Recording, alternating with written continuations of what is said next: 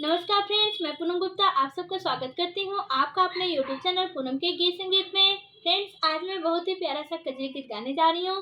सावन का महीना चल रहा है और ये कजरी गीत अगर आपको पसंद आए तो प्लीज़ हमारे चैनल को सब्सक्राइब कीजिए, लाइक कीजिए और कमेंट में हमें ज़रूर बताइए और हमारे वीडियो को ज़्यादा से ज़्यादा शेयर कीजिए और हमें ये ज़रूर बताइए कि आपको हमारा ये गीत हमारी आवाज़ में कैसा लगा। बेटी नैहर में कबले